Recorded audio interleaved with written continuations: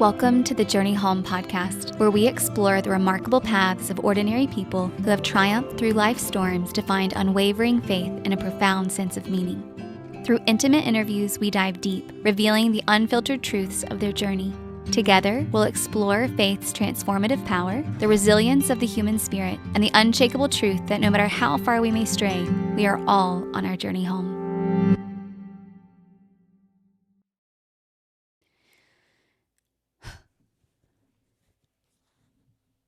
Welcome to the Journey Home podcast. I cannot believe I am saying these words right now.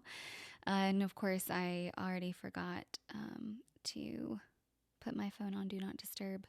Shout out to Sophia, who is helping me with all of this.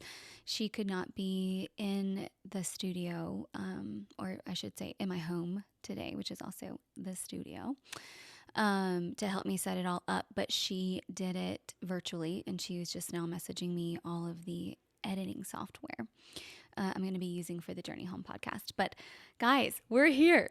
Like, what? This is so surreal. This is something I've been dreaming about since really 2017 and probably beyond that.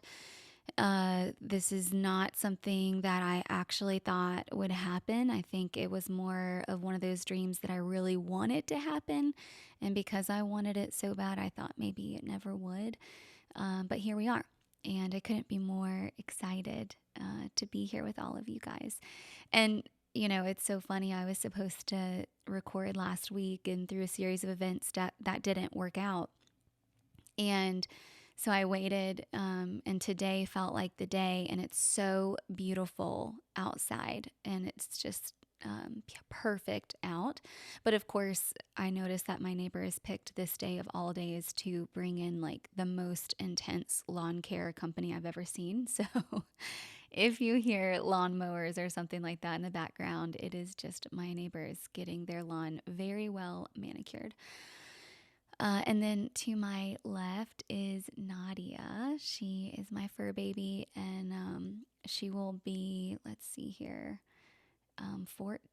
13 or 14 this year. I cannot believe it. You'll probably see her a lot on these podcasts. And genuinely, like, I'm not going to be able to stop saying it. I can't believe this is happening.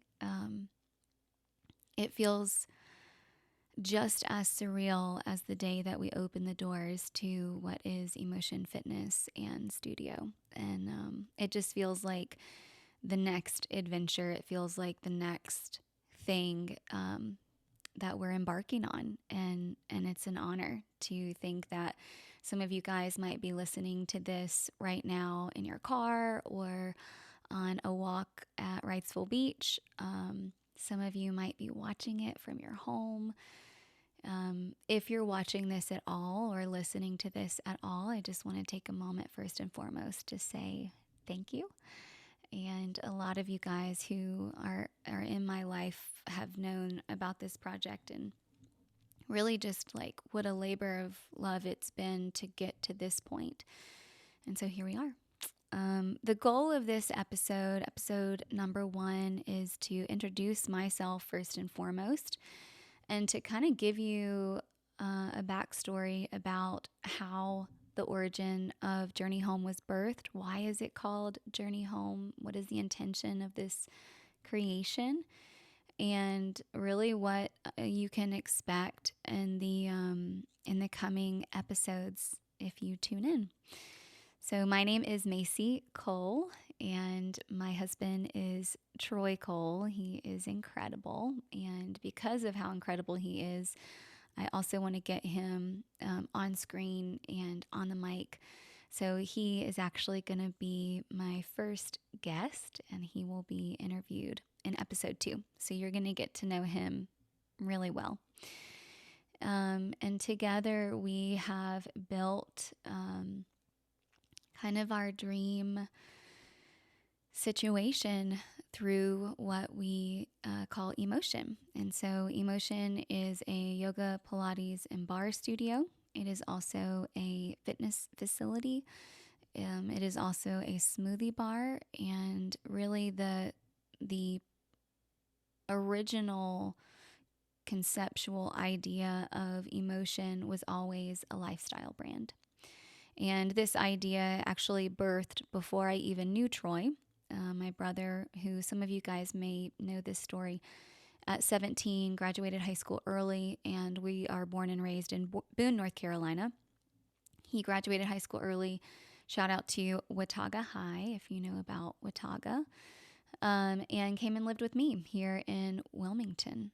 And we had gone through kind of a series of events in our own journey that landed us on this kind of realization of how important holistic health truly is. And my own personal journey with that is all the way back to birth. I was very uncomfortable in my body, very sick. I came into this world very small and not healthy. There was a point in time where they weren't even sure if I would make it. I had so many stomach issues. I had colic until I was 2 years old, couldn't latch, so was unable to breastfeed, and was just a very sickly little kid. Dealt with stomach problems for as long as I can remember, and it got so bad in high school that I cleansed my diet for 3 months, which was tough as a high schooler. And I personally love food. I love rich food. I love decadent food. I love creamy food and heavy food. And I was in so much pain and so much misery and wasn't getting any answers from Western medicine. So I decided, after meeting with a holistic doctor, to cleanse my diet and really let my whole system reset.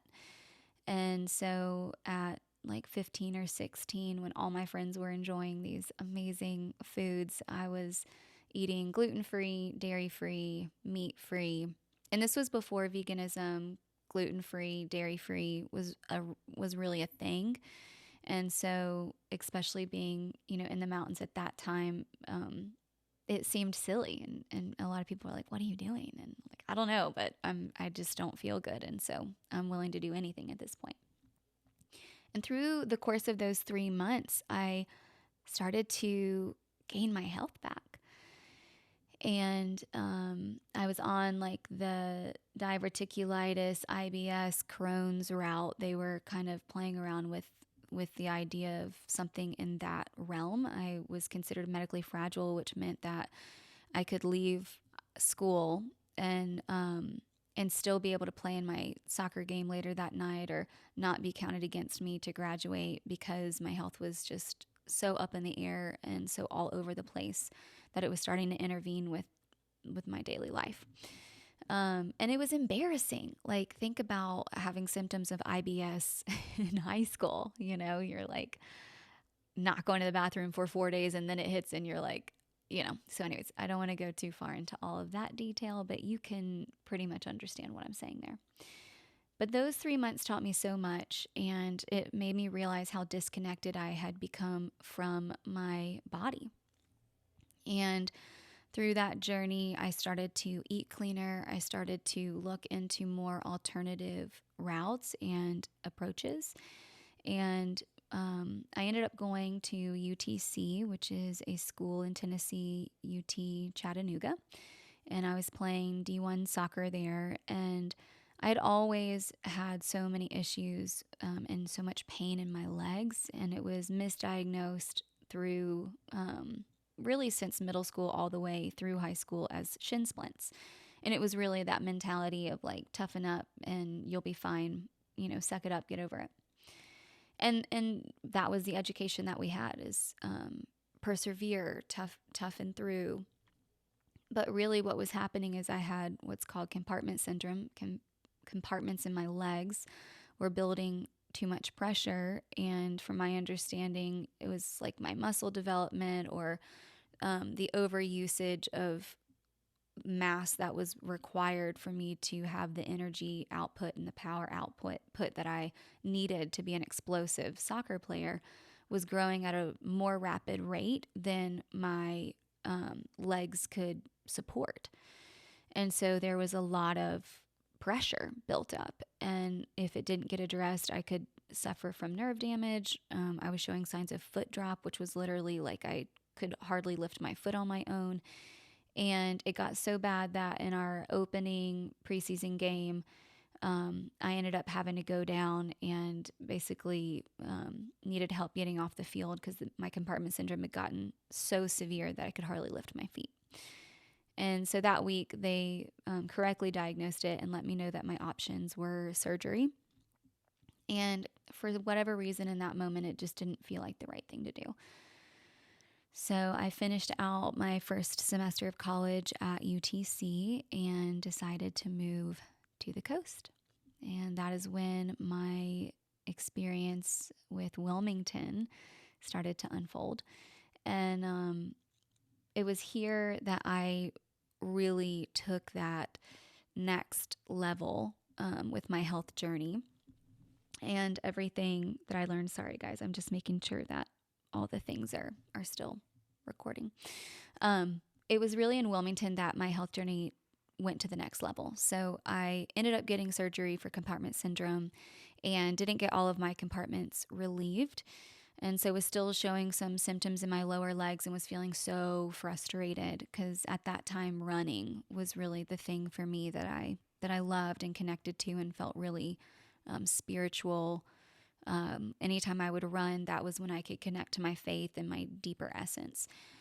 And I had been told that I was going to have to get a second surgery if something didn't get solved and resolved. And I really didn't want to go for another surgery. I knew that just didn't feel like the right option for me. So I checked out yoga, and I really didn't have the best opinion of yoga at the time. I didn't think it was going to be challenging or helpful, but again, I was desperate. So I show up to my first class and I couldn't even do what they consider to be the resting poses, which is like down dog, child's pose.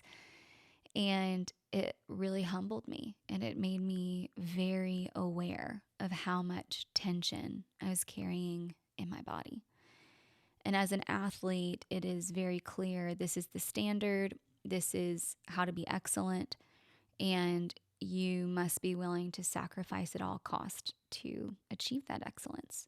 And there is an aspect of that mentality that I am very thankful exists in me. But there's obviously a shadow to that mentality that I had to unlearn. And yoga was my first experience and my first journey of unlearning that. I'm trying not to use the word journey too much, but I mean, that's really what all of this is. So through yoga, I learned the power of permissive languaging. And permissive languaging gives us permission to inquire about our personal needs. If this feels good, perhaps try if you'd like. And for the first time, genuinely in my life, I realized I have choices. And it doesn't have to always be what feels uncomfortable. It doesn't always have to be white knuckling through life. And it doesn't always have to be going 110% and not even thinking about or realizing at all that I have needs. And what I came to find through that practice is a softening within myself that felt more true to my own personal nature. And so through that experience, I quickly fell in love. I think I had taken like 3 to 5 classes and I just decided I'm signing up for the 200-hour teacher training. I want to lead this. I want this to be a part of my life. And one day I want to create a sanctuary very similar to this experience that someday I can offer to others because of how much it had helped me. And flash forward a few weeks later, I meet my now husband. Back in 2012, we go on our first date and I'm just letting him know, like, I love the Lord, I love yoga, and I'm going to open my own studio one day and combine these two things. And he handled it well. He's like, okay, like, good to know. Thankfully, it didn't scare him away, but it was very clear to me at a young age that this felt like the path. And so Troy and I dated for 4 years, and we got married in 2016. And we were on our honeymoon trying to figure out what we were going to do. He was a professional soccer player, but looking to kind of hang up his boots, and was wanting to move more into the coaching strength world. He, through my own kind of experience with yoga, found a lot of value and benefit in the power of yoga. And so we were wanting to kind of combine forces and figure out what we could do with that. And we had been offered to move into a space that is actually right above where his current beach location and his first location that he opened is, ironically. But we were offered to take over that space about 2 weeks before we got married. And at the time, we were like, what in the world? Why would anyone even think to ask us, to do that? But it planted the seed. And then we got married, and we're on our honeymoon trying to figure out, what feels like the next move. And we get an opportunity to check out a space in Lumina Station and to open a yoga studio there. And so we get back from our honeymoon and check out the space. And 2 months later, at the time, it was Axis Yoga was born. And from that moment in 2017 to where we sit here in 2024, so much has changed. So much growth has taken place, so much transformation, so many obstacles and challenges alongside so many triumphs. And a part of what birthed Journey Home was the experience of my life from the very beginning of my life all the way to now, but also kind of this conscious journey. And awakening is not necessarily the right word because it has the wrong connotation, in my opinion. These days, it's like a buzzword that I think has lost its essence in a lot of ways. But from 2015, when Troy and I got engaged, to now, I really feel like my own journey back home to myself was jump-started. And so the philosophy of yoga is that yoga is the practice of the self, through the self, back to the self. And what I found is that from about age 0 to 25, I was operating under a set of presets that were given to me, whether it be from my incredible parents and my incredible grandparents, or my amazing family unit, or my coaches, or just things that I picked up in my own environment about what works and what doesn't.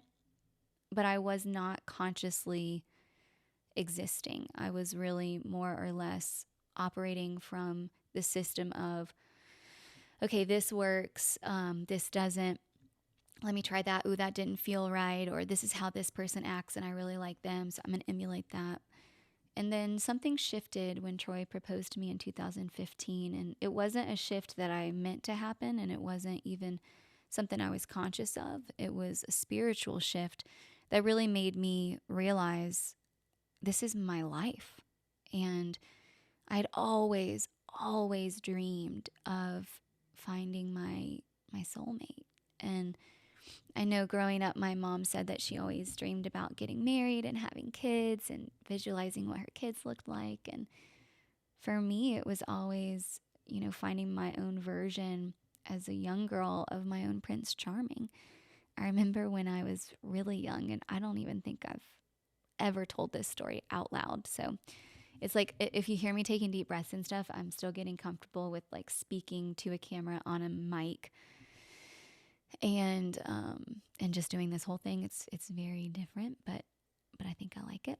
But I'm also going to commit to being real and vulnerable and honest and true, no matter what that looks like or how that shows up, because the point of the people that I'm bringing on to this podcast and interviewing are about creating environments where they can also be vulnerable, which is why I want I wanted to do the first episode so that all of you can kind of get an idea and a sense for what to expect, and also to say, I'm willing to get vulnerable, and this is a safe space. And so if you feel called to do the same when you're interviewed, then please do.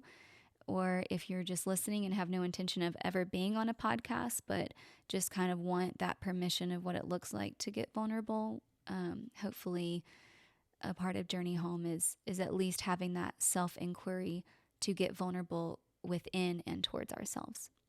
So, with that being said, as a little girl, I used to take naps and have dreams of like Prince Charming, like waking up and Prince Charming being there and throwing me on the back of his horse and us riding out into the sunset.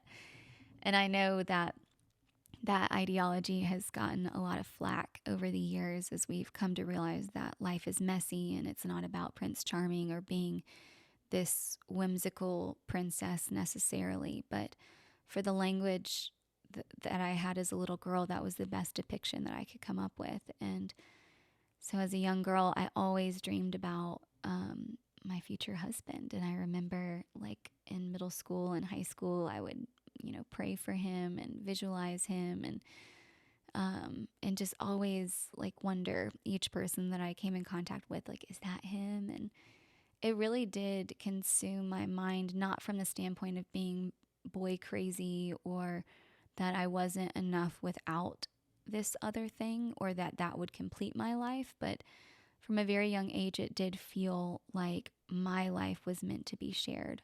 And it was meant to be shared with somebody that I found to be really special. And I can honestly say that I am so thankful that I found that, and that desire and that seed was planted, because that was very much a part of my path. And Troy and I have been together, married for 7 years, and together for 11, or wait, yeah, well, it'll almost be 12 this year. It'll be 12 this year.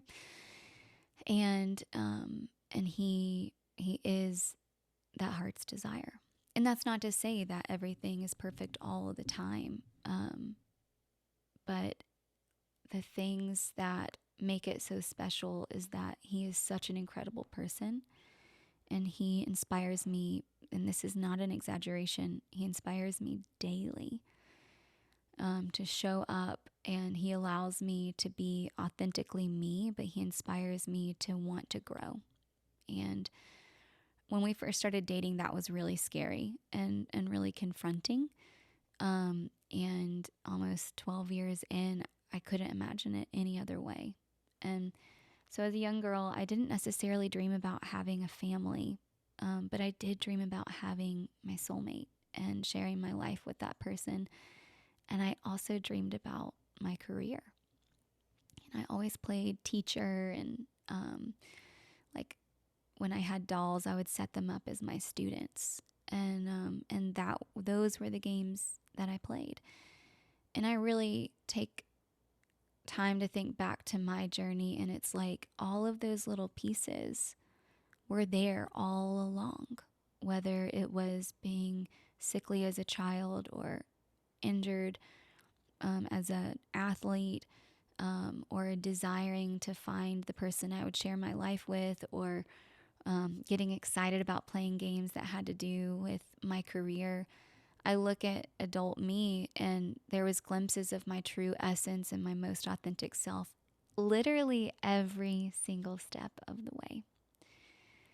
And what I found is from 2015 to now, if yoga is the journey of the self, through the self, back to the self, what I've been going on from 25 till about 32 was the journey through the self, and really experiencing life from the standpoint of less about trying to emulate and more about how do I show up authentically. And as somebody who came to realize through a series of really tough circumstances that I needed professional help with my mental health, I came to find that a lot of my presets for a series of reasons. My stomach is just growled if you heard that. So, anyways, sorry. I don't know how much this mic can pick up. I guess we'll see. But what I found is that a lot of my presets were centered around things such as perfectionism. I remember even as a young girl, like having OCD tendencies. And I know these words now are so commonly used and thrown around, and I'm sure a lot of us can relate to these types of words. I think it reflects back to how out of alignment we have become as a culture. And while it's important to recognize that these words and terms are not to just be thrown around, because it does minimize sometimes or overly normalize sometimes the severity of these things, I do also think it's important to note that so many of us relate to these mental health disorders, which disorder a lack of order, because of how far we've gotten from our collective essence. And really what forced me to get professional help, because seeing a therapist and speaking to a therapist and mental health was never something I thought I would struggle with or need support with. But I was having anxiety attacks, which I didn't know what that was. I didn't have context for it. But in 2012, they started to turn into severe panic attacks. And I was nervous having a studio and teaching in front of a class that I may end up having a panic attack in front of the class, or, at the front desk or something like that. And so I just needed to get a handle on my health. So at the time, like, my mindset was so that I don't pose as a burden or make anyone uncomfortable about like me having a panic attack, which I think a lot of people can relate to that mentality. But what I ended up finding is at the root of all of those challenges was these presets that tried to put me into a box that said, if I, that's just my little reminder that the record is going to shut off. So I'm going to finish this and then we'll re-record. But it was just that reminder that if I'm not perfect, if I do not achieve, if I am not in the state of doing, then I am not enough. Coming to terms with realizing that I did not think I was enough was really confronting. And I remember shortly after Troy and I had opened the studio, and I was running the front desk and greeting all the clients coming in. We were working literally like 4 a.m. to 8 p.m., running off 4 or 5 hours of sleep, and we were exhausted. And there was a lot of personal things happening with some people very close to us, things that I don't feel comfortable to share. But one of those things was that within the midst of all of that, we lost one of Troy's very, very best friends to suicide. And I remember him coming in through the back door of the studio at our old location and looking like he had seen a ghost. And he shared with me that his friend was gone. And it was really wild. This person was so full of joy, and all they cared about was making other people feel seen. And I remember getting that news and like 5 minutes later having to go in and teach class, and just thinking about like having to hold space for a group of people when I wasn't even sure, what was happening inside of myself. And there was no good time to receive that information, and there was no time that Troy and I could have shared that at any different time. And I just remember going in there, and as I was teaching and breathing and helping other people breathe and moving through the expression of yoga, I just couldn't understand. I really didn't understand how somebody could get to a point of feeling like they are such a burden that they want to get out. And flash forward just a few short years from that, I found myself in that same seat. And I had come to a place in my life where I felt like even though I would be missed for a time, in the long run, everyone would be better off. And in that moment, like everything did seem really clear. And in that moment, making that choice felt conscious, and it felt like the right choice. And thankfully, my path took a different turn. But it could have easily not. And that's hard to admit. And that's the challenge of opening up like this, because once it's out, it's out. But if our mission and vision has always been about unconditional love, and we have built emotion on that foundation, then I think it's important to make sure that we don't just think that some of us are going through life all rainbows and butterflies, and that really, like, the essence of this journey of finding love without condition was, for me personally, realizing how much that wasn't true for myself. And I had gotten to a place of thinking I was such a burden because I had built my whole life on being able to achieve. I had built my whole life on trying to be perfect enough that nobody would have any other choice but to love me.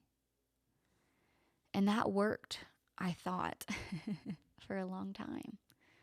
And then I opened a business, and we were working all hours of the day, and we had a team to support, and a community to grow, and bills to pay. And then a global pandemic hits, and before that was 2 hurricanes that shut us down for a time. And all of these things that over the course of my time with Journey Home, I'll probably share.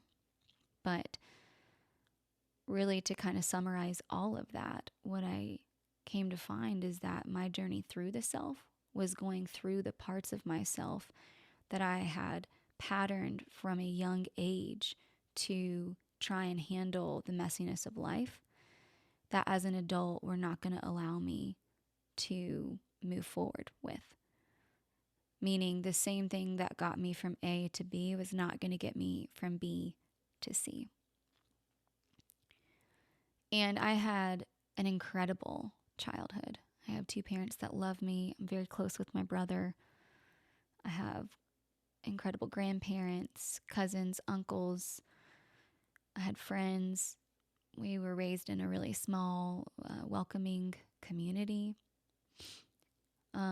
There were some things that I later came to remember about my childhood that I had suppressed, and through that, certain patterns had formed, and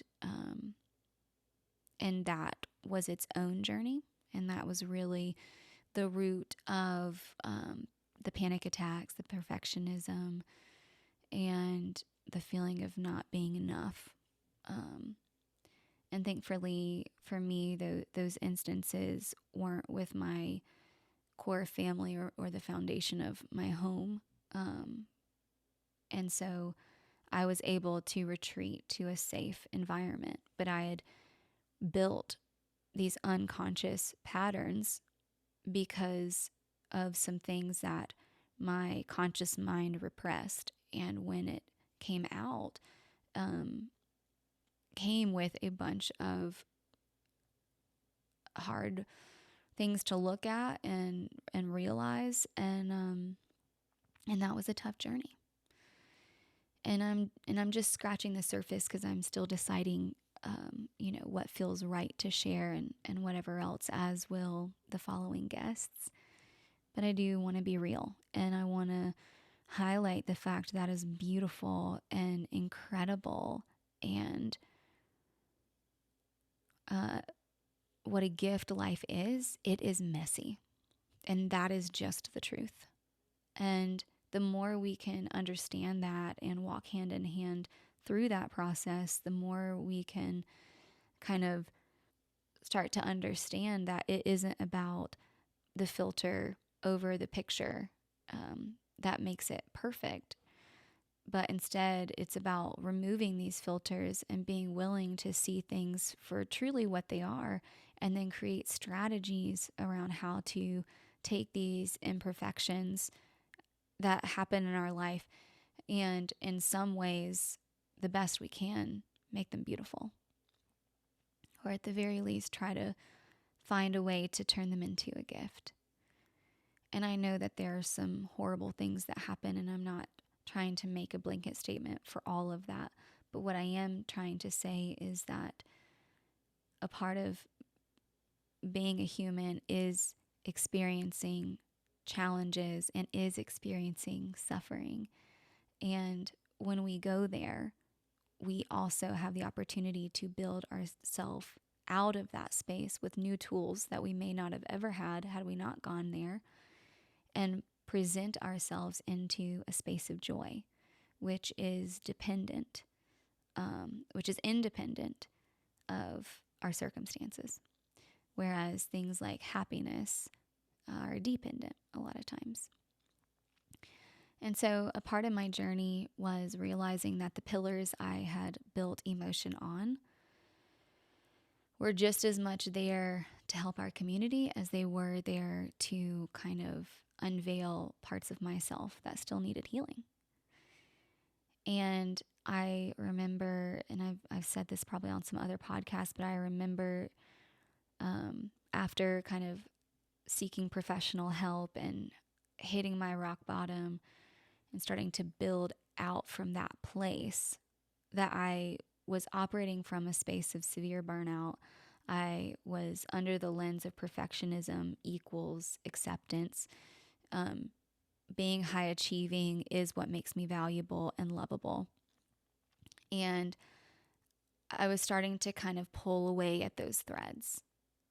And I remember squeegeeing the lunar room mirrors in our current location with the squeegee that one of my dearest friends, Kathy Boyd, who owns her own cleaning business, gifted me.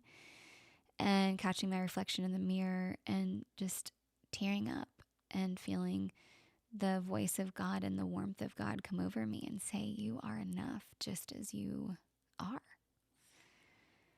And that was so powerful, because I look at the people in my life that I love so dearly, and the things that they may like pick apart at themselves. And those are not the things that I ever notice, or a lot of times are the things that I love about them. And yet I was not offering or extending my own self the same grace. And as I started to kind of untangle these presets that I had placed on myself, I started to enjoy this new journey that I was on, which was the experience of going from the self, through the self, back to the self. And that was my process of coming home to the woman of my dreams, the woman that I've always desired to be, which was the me that was always there, suffocating under the parts of me that were masked and cloaked to try and hide away the things that made me most unique and most authentic. And I remember my mom sending me this really beautiful Instagram photo and it was this girl walking in the stars towards the moon. And it was the Ram Dass quote that at the end of the day, we're all just walking each other home. And that's when it hit me. this this next creation is about our journey home, and that it took me kind of going through my own experience of all of the things I went through to get to the point of wanting to take the most precious thing, which is my life, to rebuilding it and understanding what a gift my life is and what a gift this opportunity is, and really stripping myself of my limiting beliefs that for me were that I need to be perfect or that I need to show up the best all the time, and kind of this exhausting race that I had been running my whole life that by the time I reached 30 just I didn't have the energy for. And that was so profound and so uncomfortable all at the same time. And this community that we've built, emotion, which stands for energy and motion, which is really what we believe in, is that we would utilize the body, the mind, and the spirit to process our experiences of life, whether it be our triumphs and our joys, or our heartaches, or our shadows, or whatever it is that we're going through, that we would have this place that together through the love that Troy and I share, we would create and build and offer to other people who want to go on that journey as well.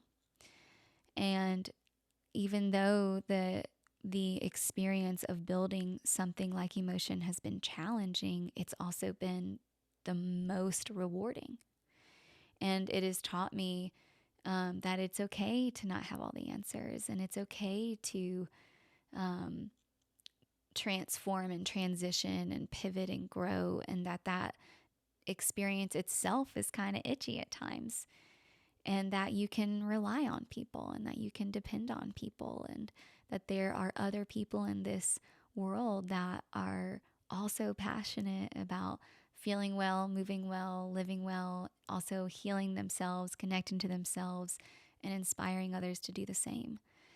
And I look at what it's become, and it's beyond anything I could have imagined. Like, I am a big dreamer, and I have a lot of high hopes, to the point that when Troy and I were setting out on this, he was always like, I don't know about that. And, that doesn't, I'm doing the calculations. I don't know if that adds up. And officially last year we hit a goal that I had written down the year before, that Troy was like, I don't think that mathematically makes sense. And I was like, I don't care. Like, that's what I feel like is going to happen. And it did. And I think through this process, it's given Troy permission to dream even bigger. And as it would, the counter opposite, what it's helped me to see is that that your dreams really can come true. And also, that is great, as big and lofty goals and dreams are, the things that are the sweetest are the smallest things that a lot of times you don't think to set as a goal, or the thing that you don't think about at all. And that's the thing that makes it the most special and the most rewarding. And so all of that to say, I'm excited. I'm excited to be able to share more in this way. I'm excited to connect to our current community in a different way, and also to maybe even grow our current community in a bigger way. And when I say bigger, I don't mean for the context of just something being big. I mean from the context of, we went from me and Troy with an idea, and the two of us became two physical locations that now house an entire team of people working towards a vision and a mission to heal, connect, and inspire the world through unconditional love. And that if this thread can somehow start to weave throughout this Wilmington community into North Carolina and the country and the world, and start to interlock with the other threads that also have a similar vision and mission, that by the end of this year, we could heal a lot of suffering that is taking place. And that what an exciting time we live in, that any ordinary person who is not an actor or a celebrity or a part of this big, giant corporation with tons of money to produce something can just hop in front of a camera with a microphone and share from their heart. And that's what we're craving. And that as a collective is what we're drawn to right now. And also that the thing that makes us sick or the thing that hurts us the most also reflects the other side of the coin, which is that we can take a new path and that we may not always be able to control our circumstances of what happens to us. But within that, we can link arms with other people and grow stronger through that circumstance and to really rely on the power of community. And so if you're still listening, I just want to say, no matter what you've been through, I hope you know that you are here for a reason. I hope you know that you are deeply loved and that even though the human experience is messy, it's also an incredible gift. And so please tune in for the following episodes of Journey Home, where we will dive deep into the stories of ordinary people doing extraordinary things. I've barely scratched the surface of my own journey, but I think that will continue to be shared with time. And above all, may each of us know that we are worthy of being seen, we are worthy of being heard, and that we are worthy of being valued. And I think that will do it for our first episode of the Journey Home podcast. Thank you and have a wonderful day.